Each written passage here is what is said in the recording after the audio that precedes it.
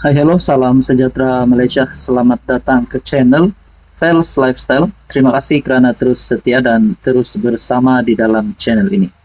Tuan-tuan dan puan yang saya amat hormati, saudara-saudara yang saya amat hormati. Kita telah diberikan kejutan berkaitan dengan saman fitnah antara pimpinan kerajaan dan juga kepimpinan pembangkang. Dan kita juga pernah mendengar tuntutan sehingga ratusan ribu, sehingga juta-juta ringgit. Sebelum ini kita mendengar berkaitan dengan kes Siti Mastura dan juga pengurus CPN sendiri, Tan Sri Muhyiddin Yassin. Berkaitan dengan pengurus CPN, terdapat kes ataupun terdapat sesuatu di antara beliau dan Lim Guan Eng. Dan pada akhirnya berkaitan dengan saman fitnah itu, Muhyiddin deposit RM 1,35 juta untuk Guan Eng. Manakala berita yang seterusnya pula yang juga melibatkan kepimpinan daripada pembangkang, yaitu daripada Parti PAS, Siti Mastura lunas bayaran RM 830.000.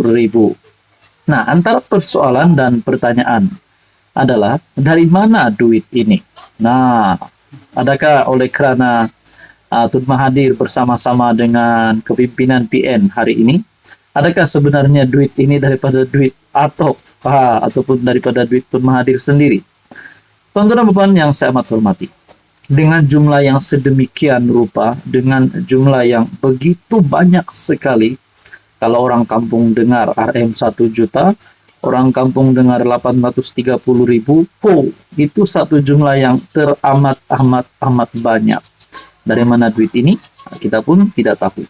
Jadi persoalannya, adakah setelah membayar, adakah setelah Siti Mastura melunaskan bayaran, dan setelah Muhyiddin Yassin telah mendepositkan 1,35 juta untuk Guan Eng, ada yang kata perkara ini telah memberikan kekayaan kepada kepimpinan DAP kerana hal di antara Siti Mastura ini juga melibatkan daripada kepimpinan DAP, yaitu yang merangkumi ganti rugi kos guaman faedah kepada veteran pemimpin DAP Tan Sri Lim Kit Siang, Lim Guan Eng, dan Teresa Kok susulan kalau saman fitnah seperti diputuskan mahkamah pada 4 Desember lalu.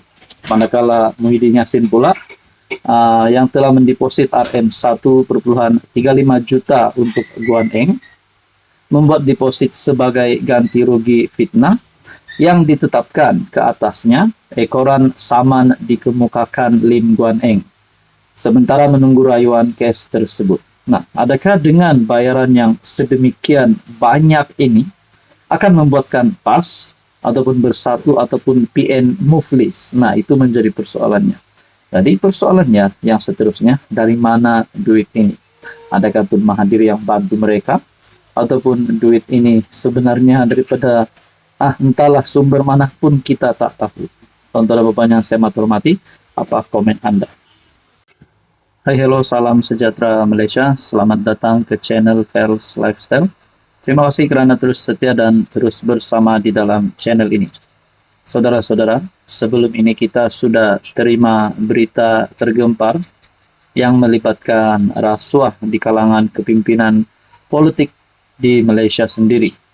Bahkan ada yang sudah kalah, ada yang masuk penjara dan sebagainya lah yang berlaku. Pada tahun lepas, kita dikejutkan dengan skandal rasuah di Sabah yang melibatkan nama-nama besar kepimpinan politik di Sabah, Kerajaan Negeri Sabah. Dan tidak dapat dinafikan nama Ketua Menteri Sabah, Haji Jinor, juga terlibat di dalam skandal ini. Nama beliau terlibat. Tapi dengan beberapa adun yang lain yang juga terlibat, belum kita boleh kata mereka bersalah. Tapi sudah ada spekulasi, sudah ada cerita mereka tidak mahu kerajaan negeri hari ini di Sabah untuk diteruskan pada penggal seterusnya kerana melibatkan rasuah dan sebagainya.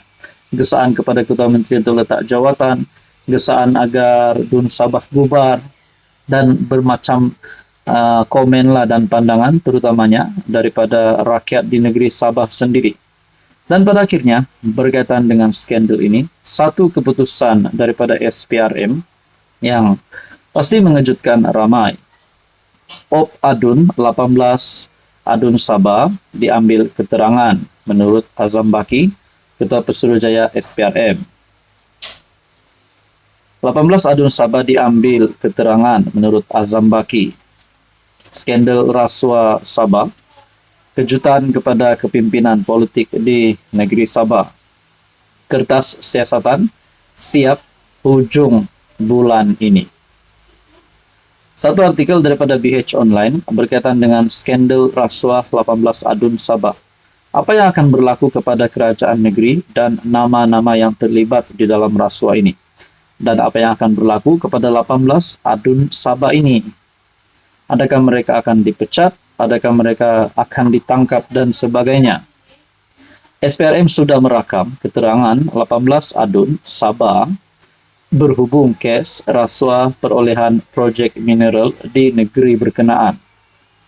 Ketua Pesuruhjaya SPRM Azam Baki berkata, pihaknya kini sedang melengkapkan kertas siasatan kes itu sebelum akhir bulan ini, seperti diarahkan Timbalan Pendakwa Raya. Siasatan berkaitan kes terbabit sudah selesai dan kami sudah menyerahkan kertas siasatan kepada Timbalan Pendakwa Raya untuk tindakan susulan. Bagaimanapun, Timbalan Pendakwa Raya mengarahkan pegawai penyiasat supaya melengkapkan beberapa keterangan yang perlu disiapkan sebelum akhir bulan. Saya memberi jaminan pada bulan Februari saya sendiri akan memaklumkan perkembangan terbaru. Menerusi Op Dun berkata, Azam berkata, kertas siasatan pertama dibuka membabitkan pemberi maklumat dan bekas pegawai kerajaan negeri berkenaan berkaitan jabatan mineral. Dalam artikel ini juga melibatkan berkaitan dengan Sabah Mineral mulakan proses saman Jonti pihak ketiga. SMM Sdn Berhad telah memulakan prosiding undang-undang terhadap bekas ketua pegawai eksekutifnya John T. Enggihon yang membuat tuduhan salah laku dan salah guna kuasa terhadap penggantinya dan Ketua Menteri Sabah Haji Jinor. Menurut laporan Borneo Post, tindakan undang-undang itu melibatkan tuntutan ganti rugi ke atas penipuan pelanggaran kewajiban fidusiari dan kerahasiaan mengusik dokumen rasmi, konspirasi untuk mencederakan dengan cara yang menyalahi undang-undang, dan potensi pakatan sulit dengan pihak ketiga. Saudara-saudara, sekian saja berkaitan itu perkembangan terkini berkaitan dengan skandal rasuah Adun di Sabah. Apa komen Anda? Hai, hello, salam sejahtera Malaysia. Selamat datang ke channel Fels Lifestyle. Terima kasih kerana terus setia dan bersama di dalam channel ini. Satu kejutan di dalam kabinet Anwar Ibrahim. Satu kejutan di dalam kabinet Kerajaan Perpaduan dan juga di dalam komponen Pakatan Harapan.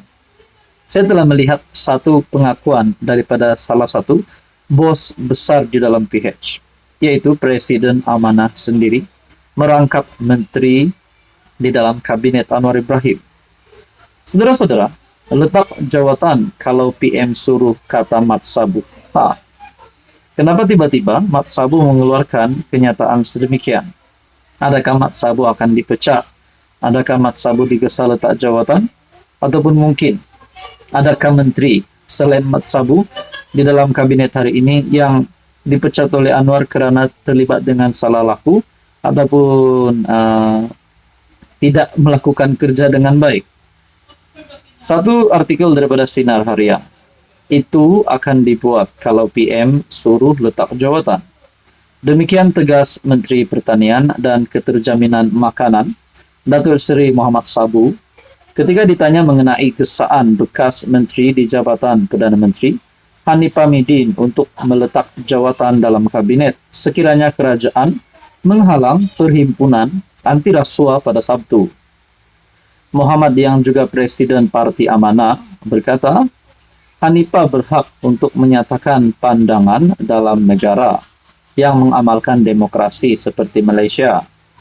Hanifah bebas memberi pandangan dan hak itu dalam dunia demokrasi.